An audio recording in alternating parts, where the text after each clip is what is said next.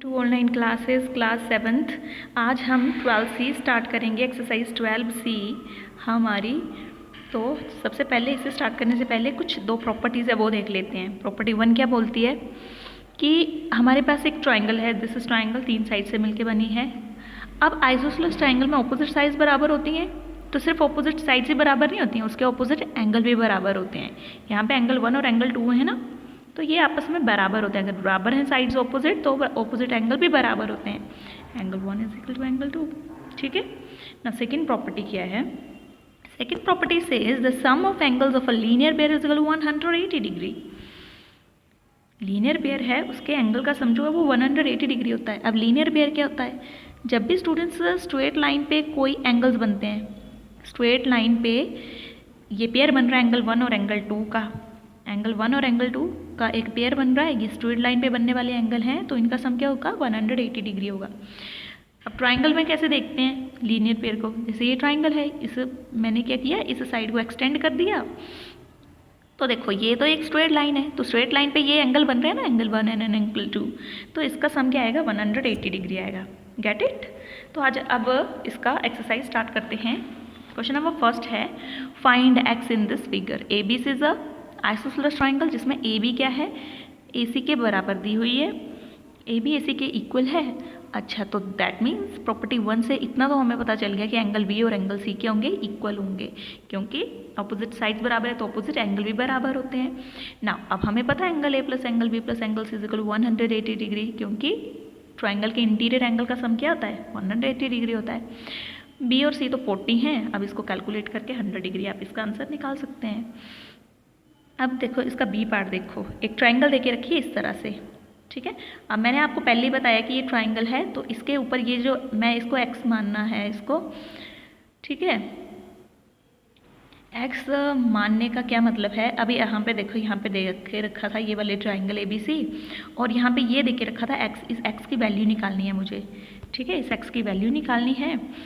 तो बोले कि ये और ये साइड जो है वो बराबर है, तो ये साइड ऑपोजिट साइड बराबर है, तो ऑपोजिट वही ऑपोजिट एंगल बराबर होंगे। तो एक्स का ऑपोजिट एंगल कौन सा आया? ये वाला आया, ये एक्स है। तो दैट मीन्स कि दिस इज़ 110 डिग्री और ये एक्स है।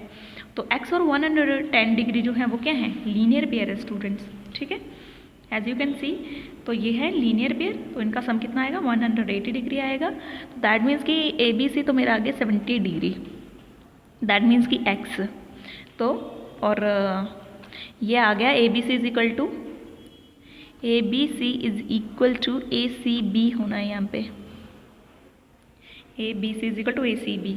तो ये क्या है? प्रॉपर्टी 1 से, ये तो मेरी लग गई यहाँ पे प्रॉपर्टी नंबर 1, जो बोलती है कि अपोजिट साइड्स बराबर है तो अपोजिट एंगल भी बराबर होंगे। यहाँ पे देखिए, ये मेरे पास तो सी पार्ट में ट्राइंगल देके रखी है, ये और ये साइड बराबर देके रखी है, ये एक्स देके रखा है, ये एक्स है तो ये भी क्या होगा? एक्स होगा प्रॉपर्टी 1 से। तीनों एंगल का सम 180 डिग्री, एक्स इज 40 डिग्री आ जाएगा। यहाँ पे देखो, दिस इज द ट्राइंगल, ये क्या है? 90 डिग्री का एंगल है, आपको पता है ये, दिस इज परपेंडिकुलर, तो ये 90 डिग्री का एंगल होगा। ये और ये साइड बराबर है, तो दैट मीन्स ये एक्स है तो ये भी क्या होगा? एक्स होगा, प्रॉपर्टी 1 आ गई। अगेन इंटीरियर एंगल का सम ट्राइंगल के 180 डिग्री, एक्स आ जाएगा 45 degree. No problem, okay students.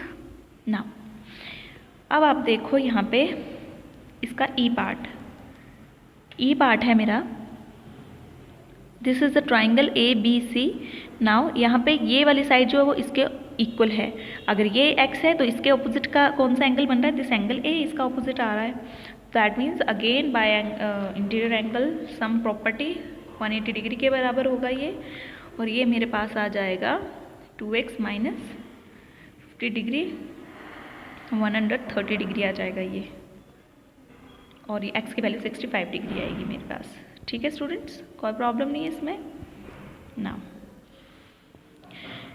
Now अब इसका f पार्ट देख लेते हैं। f पार्ट देखिए, इसका f पार्ट में क्या है? ये मेरे पास ए बी सी दे के रखी है, और बी सी को क्या किया? एक्सटेंड किया है। बोलते हैं ये है आपका एंगल 110 डिग्री, और आपके पास x की वैल्यू निकालनी है आपको। तो देखना स्टूडेंट्स, ये और ये साइड है बराबर, दैट मीन्स एंगल 1 और एंगल 2 के होंगे? बराबर होंगे, प्रॉपर्टी 1 से। अब एंगल 1 प्लस यहाँ पे देखो एंगल 1 की वैल्यू पता नहीं है तो हम इसको ऐसे नहीं निकाल पाएंगे एक्स की वैल्यू। एंगल 1 तो पता होना चाहिए।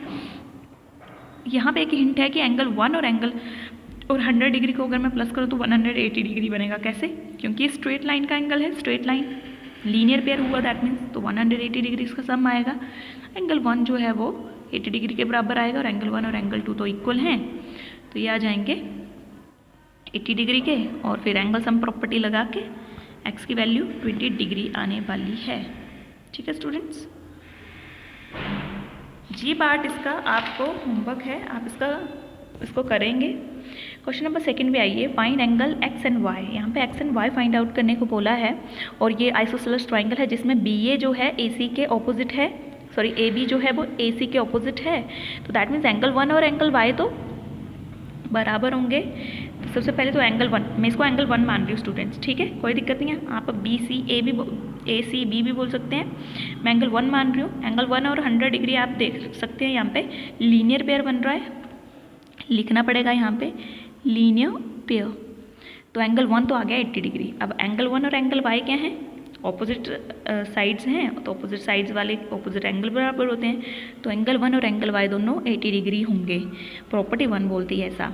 अब angle 1 plus angle y plus angle x, तो ये लीनियर पेयर, ये आगे हमारी इंटीरियर एंगल का sum of triangle this 180 degree, तो this is my 20 degree, X आ जाएगा 20 डिग्री।